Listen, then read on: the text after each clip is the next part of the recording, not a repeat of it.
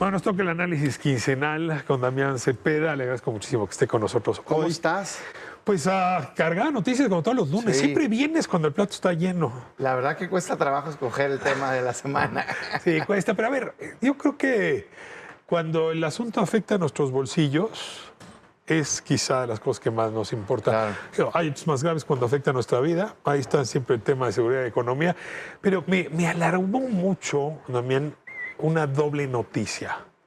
De un lado, que Pemex haya reconocido que mintió con el tema del Golfo de México, y ahora quiere echarle la culpa como con lo del tren del Istmo, siendo ahí hay 3 funcionarios de bajísimo nivel que nos mintieron al Estado mexicano entero. Esta mentira va de la mano con los dictados por parte del gobierno en el sentido de que no van a subir los combustibles. Y resulta que Pemex no está pudiendo abastecer de diésel suficiente, ¿no? Entonces, ya uno no sabe a quién creerle, porque Pemex, además de ser una empresa del Estado, pues sí es una voz a la que le crees o no le crees en temas energéticos. Y si te lleva 2 mentiras en una misma semana, con alguna angustia amanece uno el lunes. Pues haría tu reacción, por favor. Fíjate que, déjame empezar con el tema del derrame, los accidentes, en fin, todo lo que ha venido pasando. Y la reacción, yo creo que das en el clavo. El tema más delicado es la falta de transparencia. Y no solo falta de transparencia, sino el ocultamiento de información y la manipulación de la información.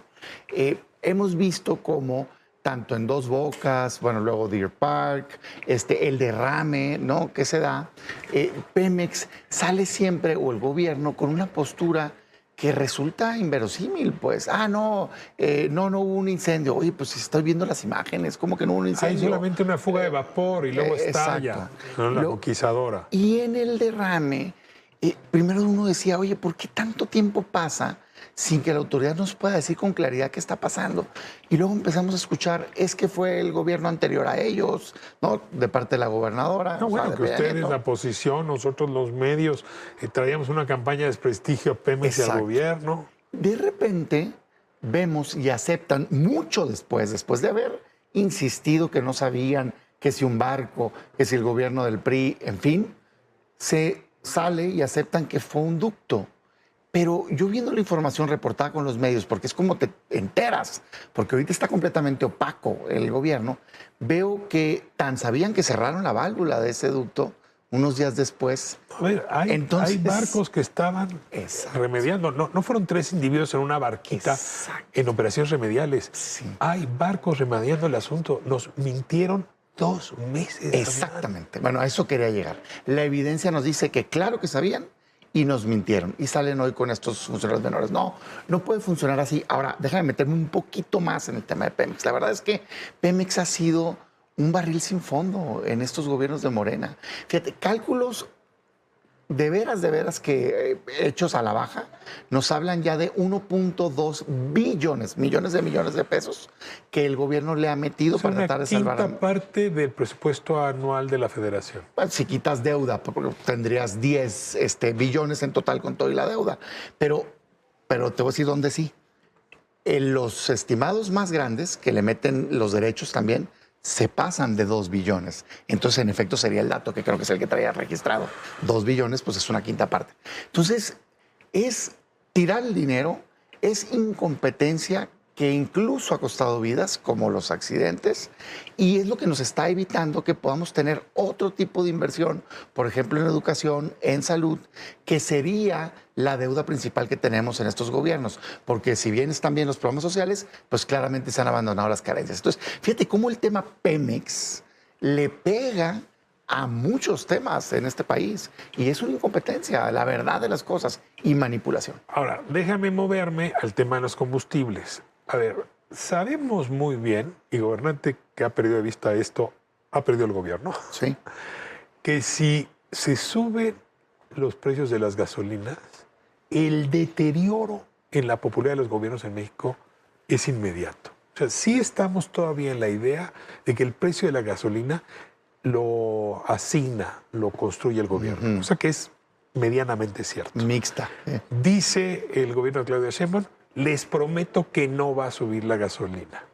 Y sin embargo, les acabo de mostrar hace un momento a la audiencia la gráfica, el precio de los hidrocarburos va para arriba, y pues ¿cómo le haces para que no suba?